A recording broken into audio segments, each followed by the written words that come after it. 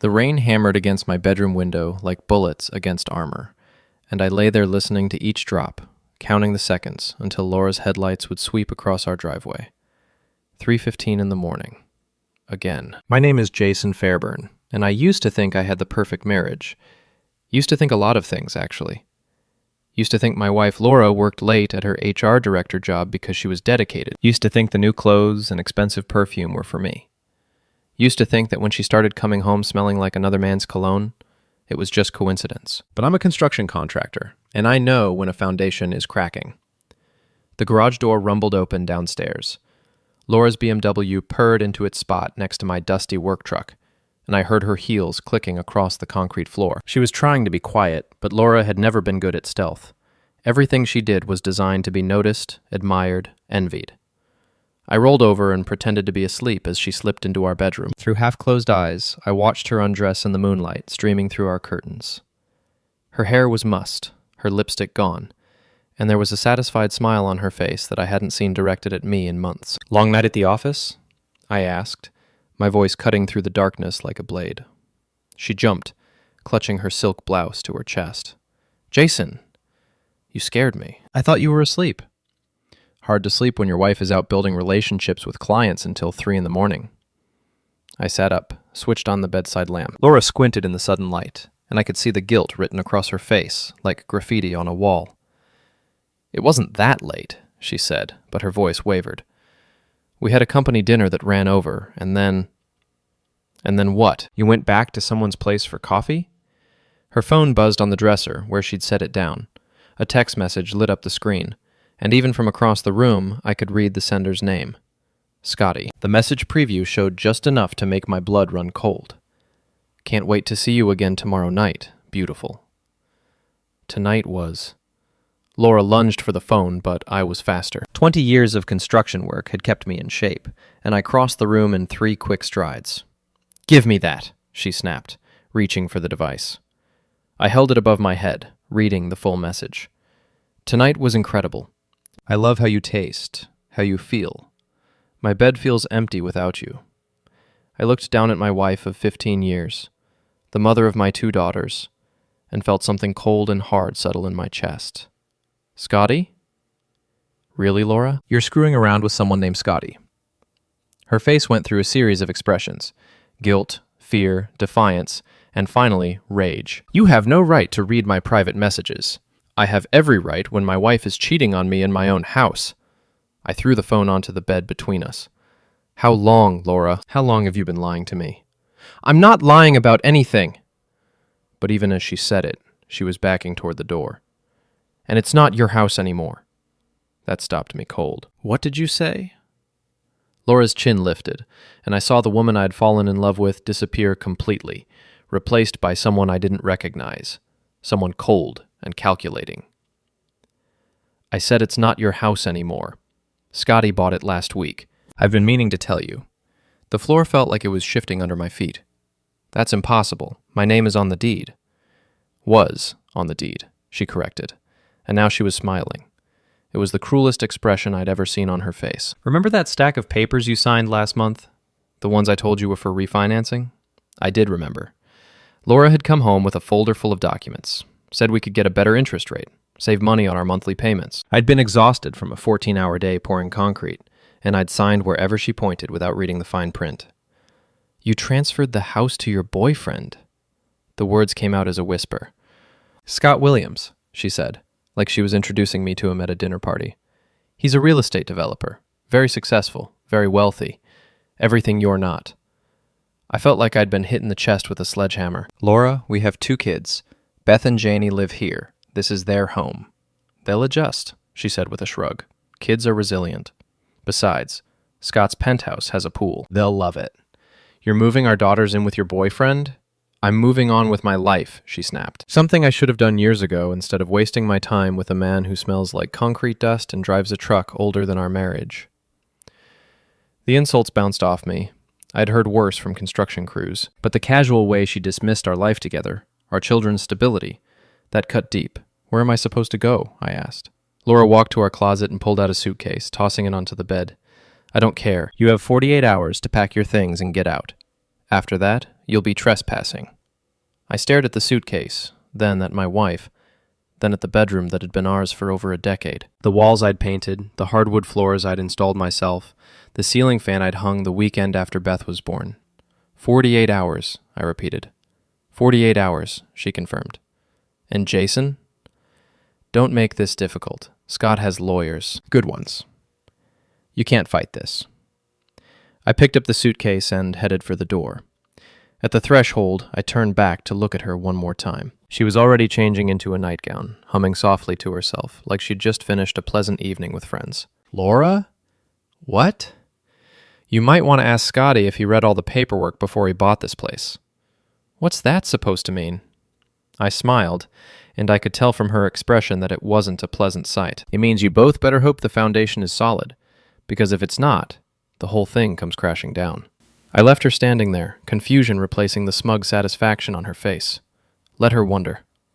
Let them both wonder. Because what Laura didn't know, what she'd forgotten in her rush to trade up, was that I'd built this house myself.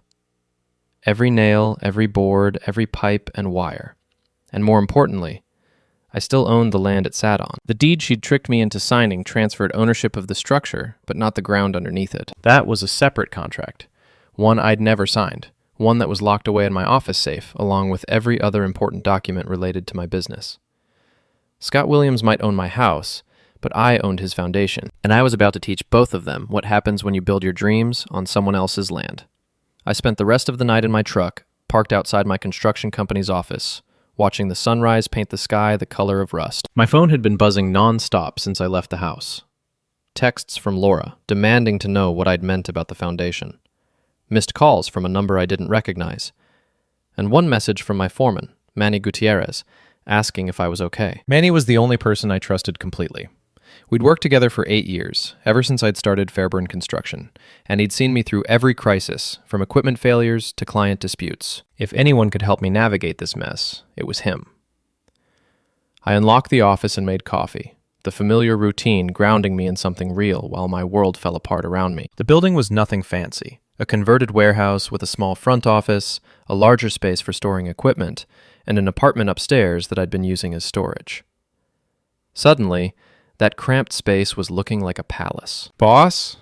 Manny's voice echoed through the building. Your truck's outside, but the lights weren't on. You sleeping here now? Something like that, I called back. He appeared in the office doorway, a stocky man in his 50s with calloused hands and sharp eyes that missed nothing. He took one look at my face and poured himself a cup of coffee without asking. What happened? I told him everything. The cheating, the house, the 48-hour eviction notice.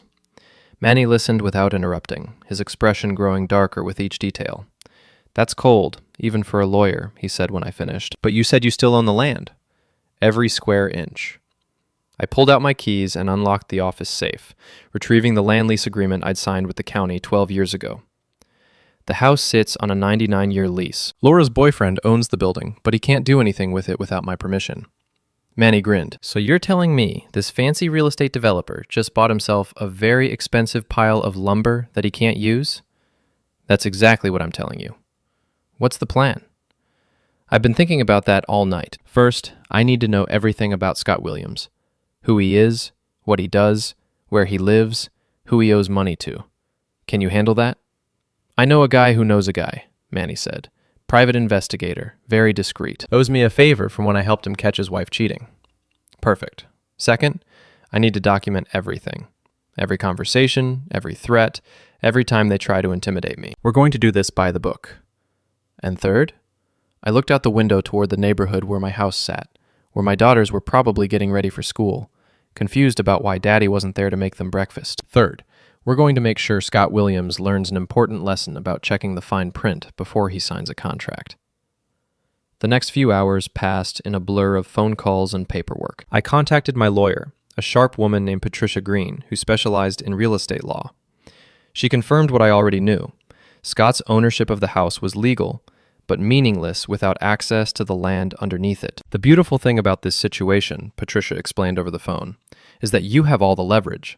He can't sell the house, can't modify it, can't even maintain it without your written permission. And if you terminate the land lease, he has 30 days to remove the structure or it becomes yours by default. Can I terminate it? For cause, yes, if he's using the property for illegal activities, if he's behind on payments to you, or if he violates any of the terms of the lease agreement. What kind of terms? Let me review the contract and get back to you. But Jason, don't do anything rash. We want to be completely legal about this. By noon, Manny's private investigator friend had delivered a comprehensive report on Scott Williams. The man was everything Laura had said. Successful, wealthy, connected. He owned 3 luxury condominiums, drove a Tesla, and had been featured in the local business journal as one of the city's rising stars under 40. He was also leveraged to the eyeballs. Look at this, Manny said, spreading the financial documents across my desk. He's got mortgages on all 3 condos, a business loan for his real estate company, and he just bought your house with money borrowed against his other properties. If any one deal goes bad, the whole thing collapses like a house of cards. Interesting. I studied the papers, looking for weaknesses. What about his personal life? Divorced twice, no kids. Has a reputation for dating married women. Your wife isn't his first, won't be his last. That stung, but it also gave me ammunition. Laura thought she was special, thought she'd found her Prince Charming. Learning she was just another conquest in a long line of them would hurt her pride, and Laura's pride was her most vulnerable spot. There's something else, Manny continued. He's got a restraining order filed against him by his second ex-wife. Apparently, he doesn't take rejection well. What kind of restraining order? The kind that says he threatened her when she tried to leave him. Nothing violent, but intimidation, harassment, showing up at her work. The judge called his behavior controlling and obsessive. I filed that information away. If Scott Williams had a pattern of controlling behavior, it might explain why Laura had been so quick to betray me. Maybe she was more victim than villain. Or maybe she was just greedy and selfish, and I was looking for excuses to soften the blow. Either way, it didn't change what I had to do. My phone rang. Laura's number flashed on the screen. 48 hours, she said, without preamble when I answered. That's what I told you, and I meant it. I remember. Then why are you still in town? Why haven't you started packing? I leaned back in my chair, watching Manny pretend not to eavesdrop while he organized tools in the corner. I've been thinking about what you said. About the house not being mine anymore. It's not. Scott has the deed. Right. Scott Williams, the real estate developer. Very successful, very wealthy. Everything I'm not. There was a pause. You've been checking up on him? Just curious about the man who's going to be living with my daughters. You understand. He's a good man, Jason. Better than you ever were. I'm sure he is. Does he know about the land lease? Another pause, longer this time. What land lease? The one that gives me control over the property your boyfriend thinks he owns. The one that means he can't so much as change a light bulb without my written permission. You're lying. Am I? Why don't you ask him? Better yet, have him call his lawyer. I'm sure they'll be very interested to learn about the little detail he missed when he was so eager to help you screw over your husband. The line went quiet for so long I thought she'd hung up. When she spoke again, her voice was shaky. What do you want? Right now? I want my daughters to know their father didn't abandon them. I want 48 hours to turn into a reasonable timeline for me to find a place to live. And I want you to stop treating me like garbage just because you decided to trade up. And if I don't? I smiled, even though she couldn't see it. Then Scott's going to learn a very expensive lesson about doing business with other people's wives. I hung up and looked at Manny, who was grinning from ear to ear. That was beautiful, boss. But you know she's going to call him, right? They're going to lawyer up, try to find a way around the lease. Let them try, I said. Patricia's already reviewed the contract. It's ironclad. But just to be safe, I want you to set up some cameras around the property. Nothing illegal, just documenting who comes and goes. You think they'll try something stupid? I think Scott Williams is used to getting what he wants, and he's not going to like discovering he just bought the most expensive pile of lumber in the wart. County people like that don't handle frustration well. As if summoned by my words, a black Tesla pulled into the parking lot outside my office. The driver's door opened, and a tall man in an expensive suit climbed out. Even from a distance, I could see the anger in his posture. Speak of the devil, Manny muttered. Scott Williams stormed across the parking lot like he owned it, his Italian leather shoes clicking against the asphalt. He was handsome in the way that money could buy. perfect teeth, perfect hair, perfect tan. Everything about him screamed success and privilege. He didn't bother to knock. "You're Jason Fairburn," he said, bursting through the office door like he was leading a cavalry charge. "And you're the man who bought my house," I replied, not getting up from my chair. "Congratulations. How's the foundation?" His face flushed red. "We need to talk." "I'm listening." "This land lease nonsense is perfectly legal and binding," I interrupted. "Did your lawyer not explain that to you?" "My lawyer says you're trying to extort me." I laughed. "Extort you? By owning property that I bought and paid for 12 years ago? That's an interesting definition of extortion." Scott stepped closer to my desk, trying to intimidate me with his height and his expensive suit. But I'd been intimidated by better men than him. Construction supervisors who could make grown men cry, building inspectors who could shut down a project with a single phone call, bank loan officers who held my company's future in their hands. Scott Williams was just another bully in a nice suit. "What do you want?" he asked. "I want you to stay away from my daughters until the divorce is final.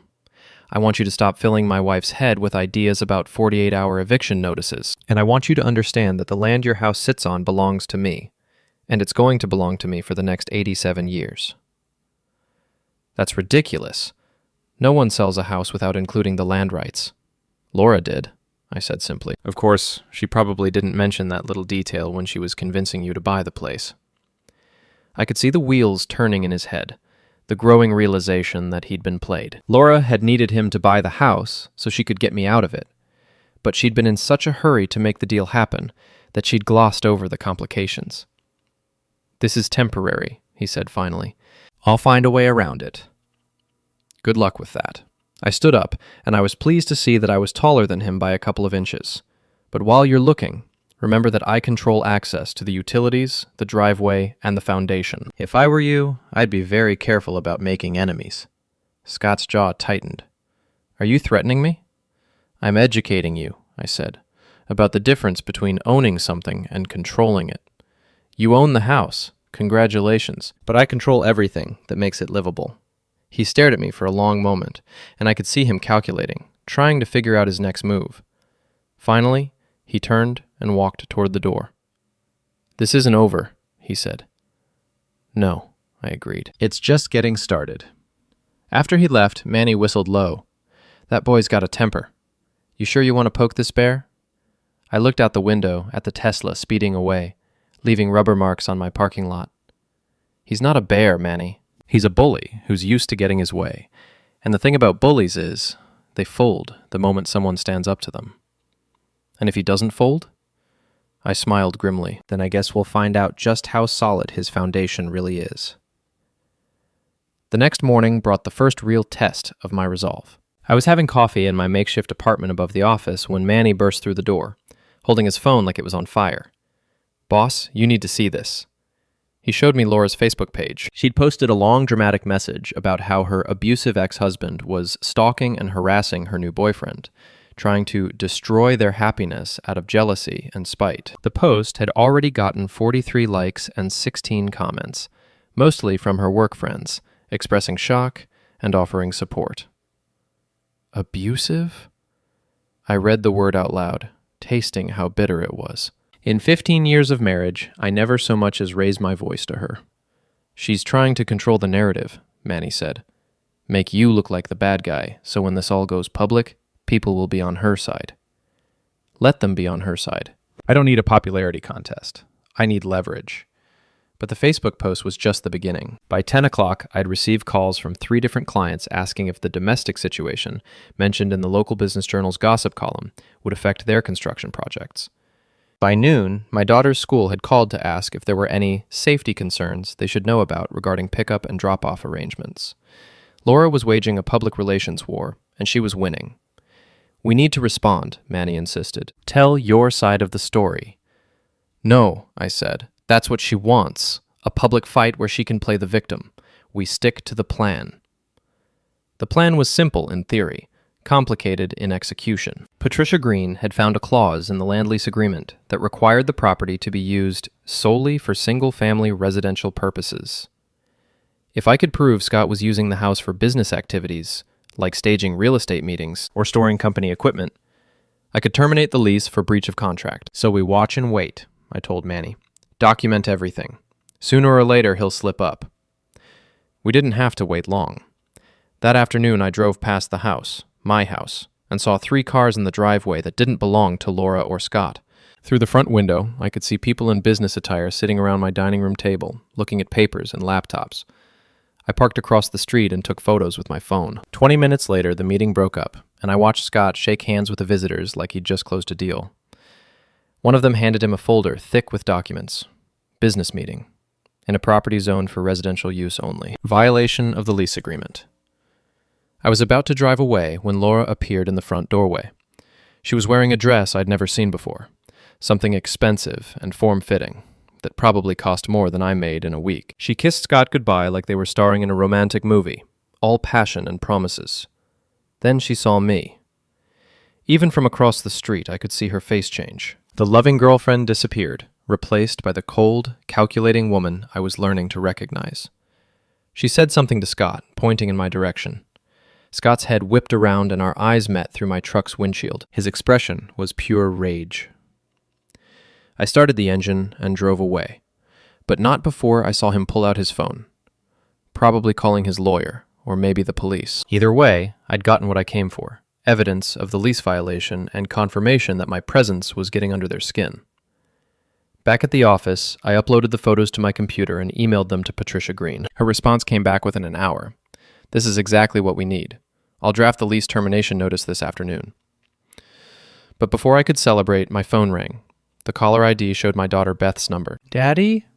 Her voice was small and scared. "Mom says you can't come to my soccer game tomorrow because you're in trouble with the police." My heart clenched. "That's not true, sweetheart. I'm not in trouble with anyone. But Mom showed me the Facebook thing about you being mean to her boyfriend. Are you really trying to hurt them?" I closed my eyes, feeling the weight of Laura's manipulation settling on my shoulders like a lead blanket. She was using our children as weapons, turning them against me before I even had a chance to explain my side of the story. "Beth, listen to me very carefully. Your mom and I are having grown-up problems, but none of it is your fault, and none of it means I love you any less. I would never hurt anyone, especially not your mom. Then why can't you just let her be happy?" The question hit me like a punch to the gut. In her 12-year-old mind, the situation was simple. Mommy had found someone new who made her smile, and Daddy was being mean about it. She couldn't understand the betrayal, the lies, the way her mother had destroyed our family for a man she barely knew. It's complicated, baby girl, but I promise you, everything I'm doing is to protect our family, even if it doesn't look that way right now. I have to go. Mom says I'm not supposed to talk to you without her permission. The line went dead, leaving me staring at my phone like it had just delivered news of a death in the family, which, in a way, it had. "That bad?" Manny asked. "She's turned the kids against me, made me the villain in their story. Kids are smart. They'll figure out the truth eventually." Eventually might be too late. I was still brooding about the phone call when my computer chimed with a new email. The sender's address was one I didn't recognize, but the subject line made my blood run cold. "Stop harassing my girlfriend, or else." The message was short and to the point. "I know where you work, where you live, and where you go. Stay away from Laura, and stay away from my house, or you'll regret it.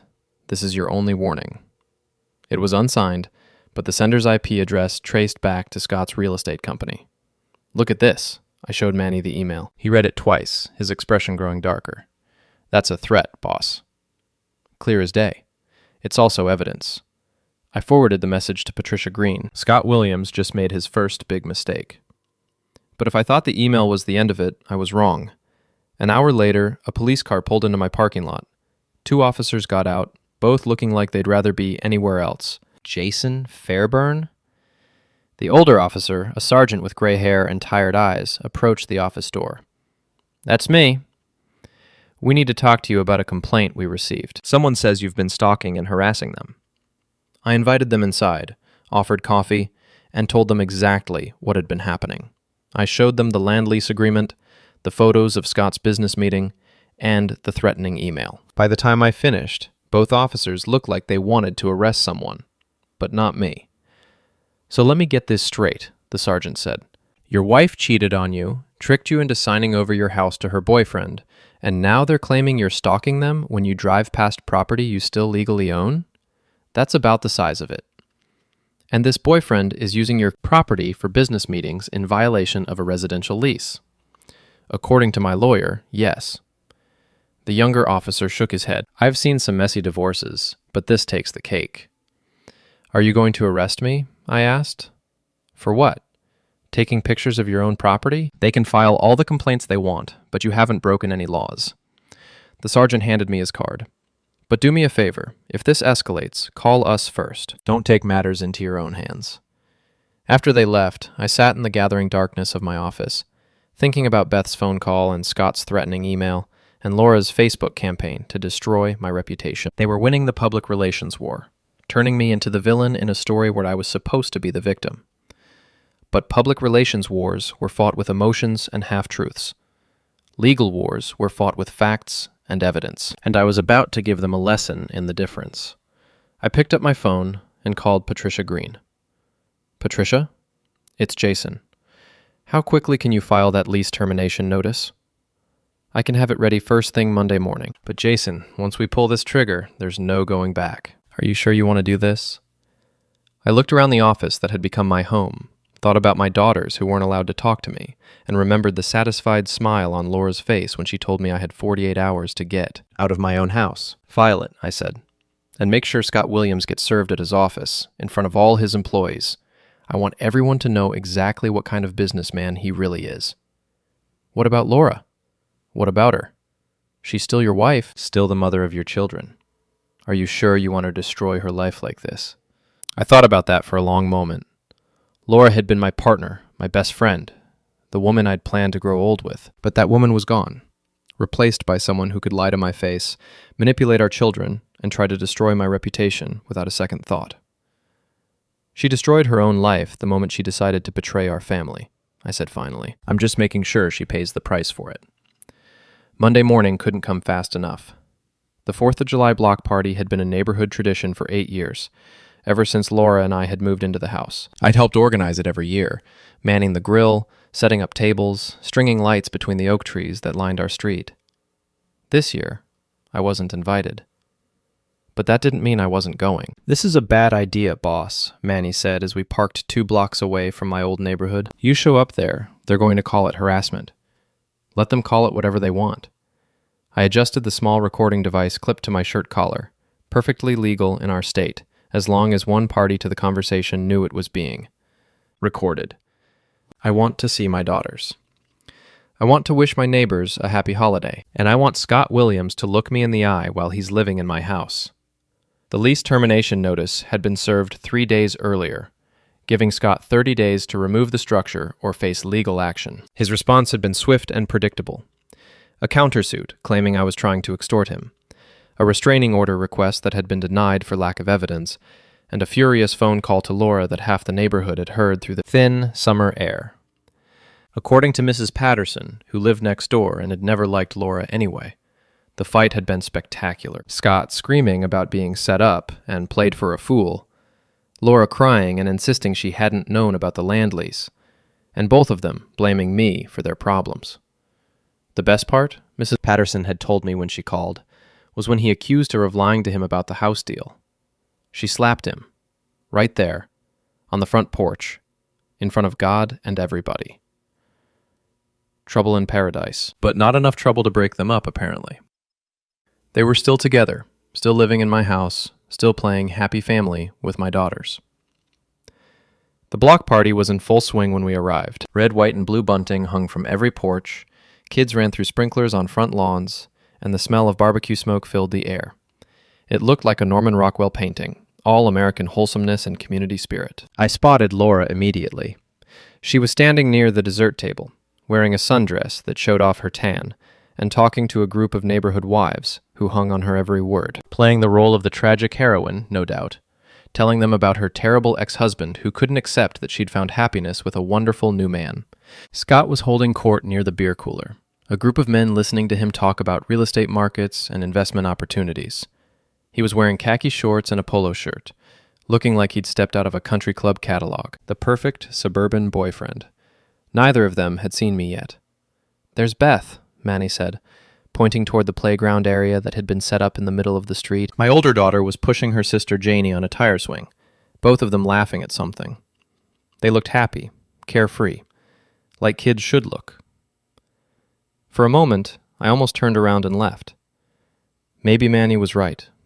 Maybe this was a bad idea. Then Beth looked up and saw me.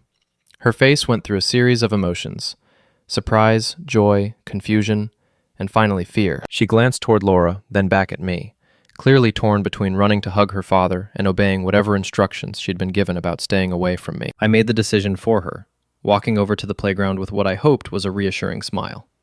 "Hi, sweetheart." "Daddy!" Janie launched herself off the tire swing and into my arms before anyone could stop her. At 9, she was still young enough to love unconditionally, to not understand the adult complications that had torn our family apart. "You came to the party," she said, squeezing my neck tight enough to cut off my air supply. "I wouldn't miss it," I told her, breathing in the scent of her strawberry shampoo and feeling my heart crack a little more. "Are you having fun?" "Uh-huh." Scott set up a water balloon fight, and Mrs. Henderson made her famous apple pie, and there's going to be fireworks after dark. "That sounds wonderful." Beth approached more cautiously, old enough to sense the undercurrents of tension that were already spreading through the crowd as people noticed my arrival. "Mom said you weren't coming," she said. "Plans change." I hugged her too, feeling her stiffen slightly in my arms. Laura's poison was working, turning my own daughter against me one conversation at a time. "How's your summer going? Are you still taking those art classes?" "Yeah, they're okay."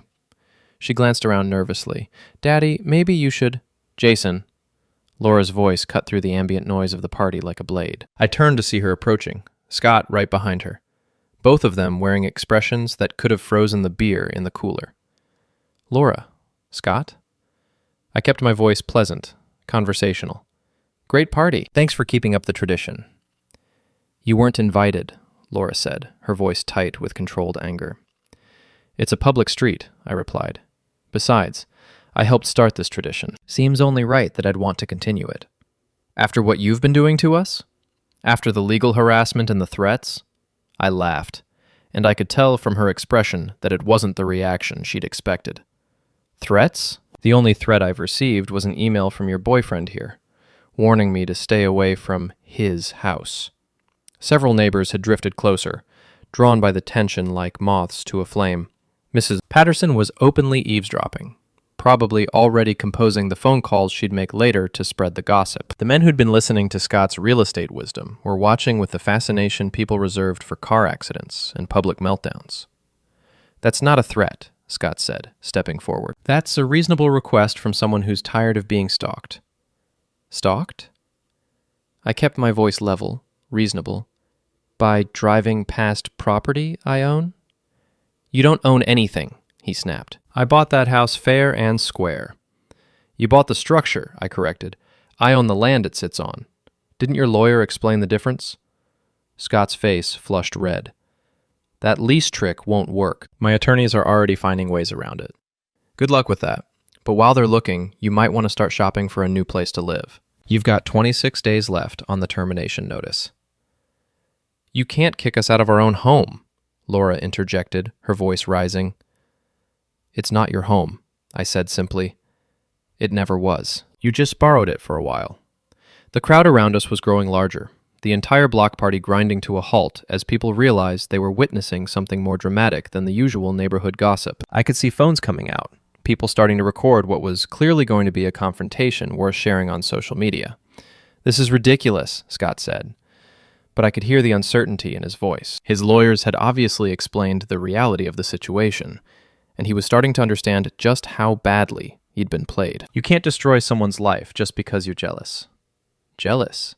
I looked at Laura, standing beside her boyfriend in her designer sundress, then at my daughters, who were watching their parents tear each other apart in front of the entire neighborhood. "You think I'm jealous of this?" "You think I'm jealous of a man who's so desperate to steal another man's wife that he didn't bother to read the contract before he signed it? You think I'm jealous of a relationship built on lies and betrayal? How dare you?" Laura started, but I cut her off. "How dare I what? Tell the truth? Point out that you destroyed our family for a man you barely know? Mention that you're just another conquest in his long line of married women?" Scott went very still. What did you say? Oh, she didn't tell you about the background check? About your history with married women? About the restraining order your second ex-wife took out against you? The color drained from Laura's face. She looked at Scott, then at me, then at the crowd of neighbors who were hanging on every word. That's a lie, she said, but her voice was shaky. Ask him, I suggested. Ask your wonderful new boyfriend about Sarah Martinez, or Jennifer Walsh, or any of the other wives he's seduced and abandoned over the past 5 years. Scott lunged at me. It wasn't a coordinated attack, just blind rage and wounded pride driving him forward. But I'd been expecting it. Had seen the moment when his control snapped, and I was ready. I sidestepped his charge and grabbed his arm, using his momentum to send him stumbling into the dessert table. Pies and cakes went flying, covering him in frosting and fruit filling as he crashed to the ground. The crowd gasped, phones recording every second of his humiliation. Stay down, I warned him as he tried to get up, his polo shirt now decorated with Mrs. Henderson's famous apple pie. You bastard! He scrambled to his feet, wiping frosting from his eyes. You think you're so smart? You think you've won? I think I've proven my point. What point? That you're a bitter loser who can't accept that his wife found someone better. I looked at Laura, who was staring at Scott like she was seeing him clearly for the first time. The charming, successful businessman was gone, replaced by a man covered in dessert, screaming threats at her ex-husband in front of half the neighborhood. The point, I said quietly, is that you can't build a lasting relationship on someone else's foundation. Sooner or later, the ground shifts, and everything comes crashing down. Scott wiped more frosting from his face and took another step toward me. This isn't over. No, I agreed. It's not. You've still got 26 days to figure out how to move a house you can't afford to lose. I turned to my daughters, who were staring at the scene with wide eyes and open mouths. I love you both, I told them. Don't ever forget that. Then I walked away, leaving Scott Williams standing in the ruins of the dessert table, covered in pie filling and public humiliation, while Laura tried to explain to our neighbors why her new boyfriend had just attacked her. Ex-husband at a 4th of July block party. Behind me, I could hear Mrs. Patterson already starting to spread the gossip. Did you see that? He just stood there, calm as you please, while that boyfriend of Laura's went crazy. Always knew that boy was trouble. 26 days and counting. The video went viral. Not Hollywood viral, but small-town viral, which in some ways was worse. By the next morning, footage of Scott Williams face-planting into the dessert table was circulating on Facebook, Instagram, and the local news station's website. The headline on the Channel 7 story read, "Local real estate developer loses cool at neighborhood block party." I was drinking coffee in my office, scrolling through the comments on various social media posts, when Patricia Green called. Have you seen the news? She asked. Hard to miss it. Scott's lawyers filed an emergency motion this morning, claiming you provoked the altercation, and that the video evidence shows you assaulting their client. I laughed. The video shows me stepping out of the way while he ran into a table full of desserts. That's exactly what the judge said when he denied their motion. But Jason, this is escalating quickly. They're getting desperate, and desperate people do stupid things. How stupid? They're claiming the land lease is fraudulent, that you forged documents to create a fake ownership claim. It's nonsense, but it's going to require a formal hearing to resolve. How long will that take? 2 weeks, maybe 3. But here's the interesting part. Scott's mortgage company is getting nervous. Apparently, they're not comfortable lending money on a property with disputed ownership. They're demanding immediate payment of the full loan amount. I set down my coffee cup. How much does he owe them? $450,000, due in full by the end of the month. The same amount he'd paid Laura for the house. If Scott couldn't come up with the money, the bank would foreclose, and he'd lose everything he'd invested in stealing my home. There's more, Patricia continued. Laura's divorce lawyer called my office this morning. Apparently, she wants to negotiate. Negotiate what? A settlement. She's willing to transfer the house back to you in exchange for a lump sum alimony payment and guaranteed custody of the girls. I considered this. It would solve the immediate problem, get my house back, and end the legal nightmare that was consuming my life. But it would also let Laura and Scott off the hook for what they'd done. And something deep in my gut rebelled against that idea. How much does she want? $200,000. I don't have $200,000. She knows that. I think this is just a negotiating tactic, trying to find out how far you're willing to go. Tell her lawyer that my counteroffer is this. She can have whatever the divorce court decides to give her and not a penny more. The house stays with me. Jason, no deals, Patricia. They made their choice when they decided to destroy my family. Now they can live with the consequences. After I hung up, I sat in the silence of my office, thinking about the path that had brought me to this point. 6 weeks ago, I'd been a happily married man with a successful business and 2 daughters who adored me. Now I was living above my office, fighting a legal war with my own wife, and watching my children's respect for me erode with every passing day. But I was also closer to victory than I'd ever been. Manny knocked on the office door and entered without waiting for permission. Boss, we've got a problem. What kind of problem? The kind with badges and search warrants. Through the office window, I could see 2 police cars pulling into the parking lot, followed by an unmarked sedan that screamed federal agent. What do they want? I asked. According to the warrant, they're investigating allegations of fraud, forgery, and extortion related to the land lease dispute. My blood ran cold. Scott's lawyers actually convinced someone to investigate the lease? Looks that way. But boss, there's something else. I got a call from my guy at the courthouse. Scott Williams filed for bankruptcy protection this morning. I stared at him. Bankruptcy. Chapter 11. Claims he's been the victim of a malicious legal attack that's destroyed his business and his personal finances. The police officers were approaching the office door now, their expressions professionally neutral, but their body language suggesting this wasn't a friendly visit. Mr. Fairburn? The lead officer, a detective I didn't recognize, held up his badge. We need to ask you some questions about your property dispute with Scott Williams. I invited them in, offered coffee, and spent the next 2 hours explaining the land lease agreement, the house sale, and the legal battle that had followed. They examined my documents, took photographs, and asked the same questions in different ways, looking for inconsistencies in my story. By the time they left, I was exhausted but confident. The lease was legitimate, the ownership was clear, and every action I'd taken had been legal and properly documented. But the investigation had served Scott's purpose anyway. Word would spread that I was being investigated for fraud, that maybe I wasn't the innocent victim I claimed to be. In the court of public opinion, being investigated was almost as damaging as being convicted. He's good, I told Manny after the police left. I'll give him that. He can't win the legal fight, so he's trying to destroy my reputation instead. What's our next move? I looked out the window at the empty parking lot where the police cars had been. We finish this tonight. What do you mean? I mean, it's time for Scott Williams to learn what happens when you build your dreams on someone else's foundation. That evening, I drove to the house, my house, for what I hoped would be the last time as an outsider. Laura's BMW was in the driveway next to Scott's Tesla, and lights were on in every room. Through the windows, I could see them moving around, packing boxes and loading them into cars. They were abandoning ship. I parked across the street and called Patricia Green. The bankruptcy filing changes things, she explained. Scott can claim the house as a protected asset while the court sorts out his debts. It could tie up the property for months, maybe years. What about the lease termination? Still valid, but harder to enforce if he's under bankruptcy protection. I ended the call and sat in my truck, watching my wife and her boyfriend pack up their lives and prepare to run away from the mess they'd created. In a few hours, they'd be gone, and I'd be left with an empty house on land I owned but couldn't use, while they started over somewhere else with new identities and a new story about the crazy ex-husband who'd tried to destroy them. That's when I saw the moving truck. It was parked around the corner, a small U-Haul that Scott was loading with boxes and furniture. Not just personal belongings, but expensive items, artwork, electronics, things that should have been included in his bankruptcy filing as assets. I started taking pictures. For the next hour, I documented Scott Williams systematically looting the house, removing valuable items that legally belonged to his creditors.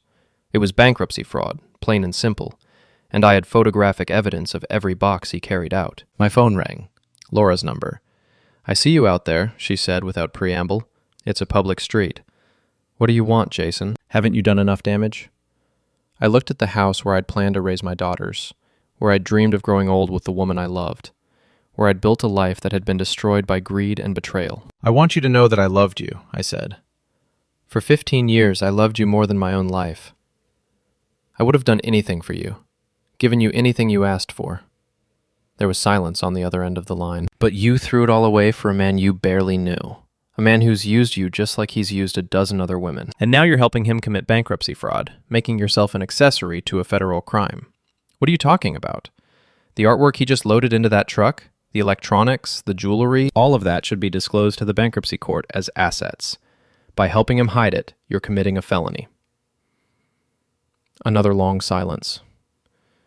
What do you want? She asked again, but her voice was smaller now, frightened. I want you to stop the truck, unload everything, and put it back in the house. I want Scott to withdraw his bankruptcy filing and honor the lease termination notice. And I want both of you out of my house by tomorrow morning. And if we don't, then I send these photos to the FBI, the bankruptcy court, and every news outlet in the state. Scott Williams goes to federal prison, and you go with him. I could hear her breathing on the other end of the line, could almost see her weighing her options. Stay with Scott and risk prison, or cut her losses and try to salvage something from the wreckage of her choices. You bastard, she whispered.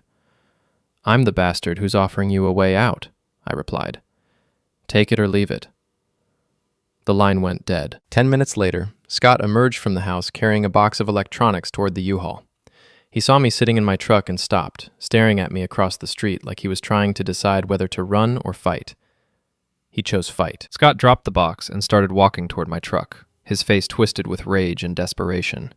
But before he could reach me, Laura appeared in the doorway. Scott! Don't! He turned toward her, and I could see them arguing, her hands gesturing frantically while he shook his head and pointed at me. The argument escalated, their voices carrying across the quiet street, until finally Scott threw his hands up in defeat and stalked back toward the house. Over the next hour, I watched them unload the truck, carrying boxes and furniture back into the house like a movie running in reverse.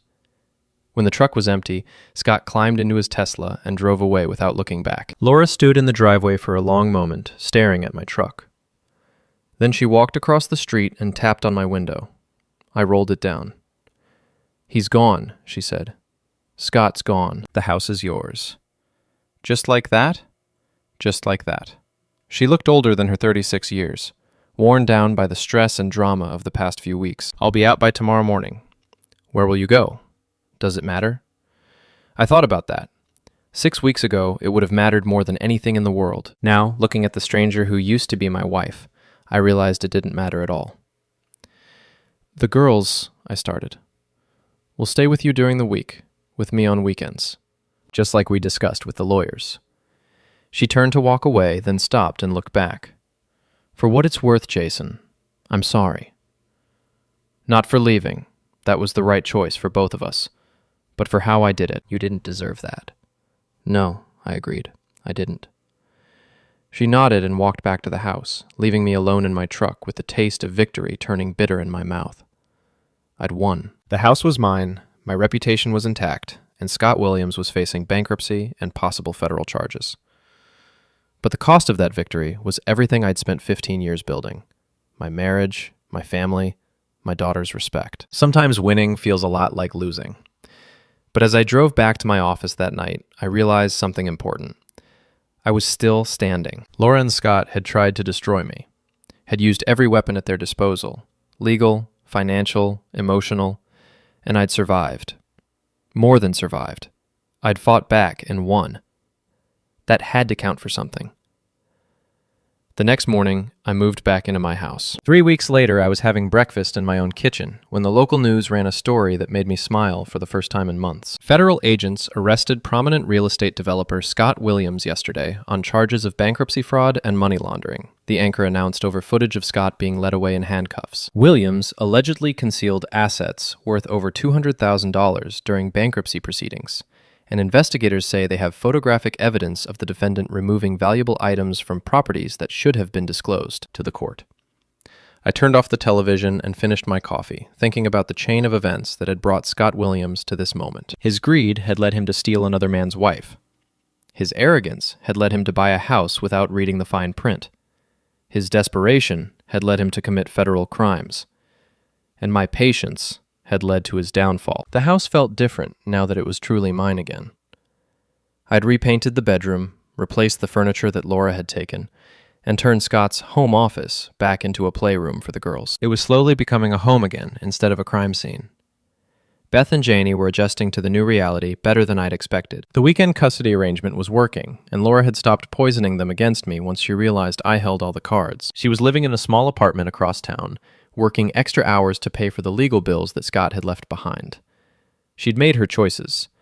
Now she was living with them. I was getting ready to leave for work when someone knocked on the front door. Through the peephole, I could see a man in an expensive suit, but not one I recognized. Mr. Fairburn? My name is David Chen. I'm Scott Williams' business partner.